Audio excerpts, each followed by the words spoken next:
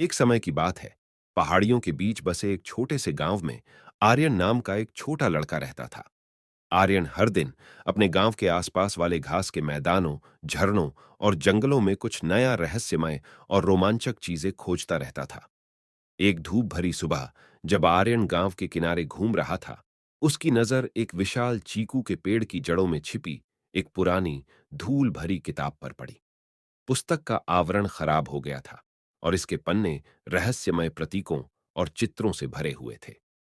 आर्यन की आंखें उत्साह से चौड़ी हो गईं, क्योंकि उसे एहसास हुआ कि उसे वास्तव में कुछ असाधारण मिला है। वह किताब घर ले गया और उसके पन्ने पलटता रहा और उसे समझने की कोशिश कर रहा था। ऐसे वह उस पुस्तक के अंतिम पन्ने पर पहुंच गया। अंतिम पन्ने पर एक रहस्यमय खजाने का चित्र दिखा। चित्र से वह समझ गया कि इसमें एक पुराने छिपे हुए खजाने के बारे में सुराग है। जैसे ही उस खजाने के चित्र को आर्यन ने हाथ से छुआ, तो आसमान से आवाज आई कि यह खजाना सुंदरवन के बीचों बीच दफन है। एक ऐसी जगह जहां सदियों से गांव में किसी ने भी जाने की हिम्मत नहीं की थी। आर्यन का दिल उस रहस्यमय खजाने को देखने के लिए धड़कने लगा।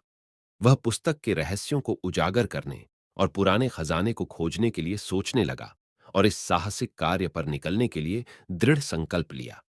हालांकि वह जानता था कि वह इसे अकेले नहीं कर सकता। उसने अपनी खोज को अपने दो सबसे करीबी दोस्तों, रिया और करण को बताया और ये अपने साथ चलने के लिए उनको मनाया। फिर तीनों दोस्तों ने इस रहस्यमय खजाने की खोज पर एक साथ चलने का फैसला किया और तीनों दोस्तों ने सुंदर वन में जाने के लिए अपने बैग, पुस्तक और जरूरी सामान पैक करने की तैयारी शुरू कर दी।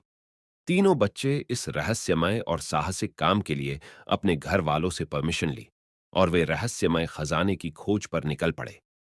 न जाने क्या क्या चुनौतियां, रहस्य और करामाती चमत्कार उनके सामने आने वाले हैं।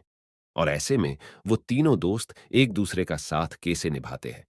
साहस, मित्रता और छिपे हुए खजानों की खोज में क्या वो सफल होते हैं।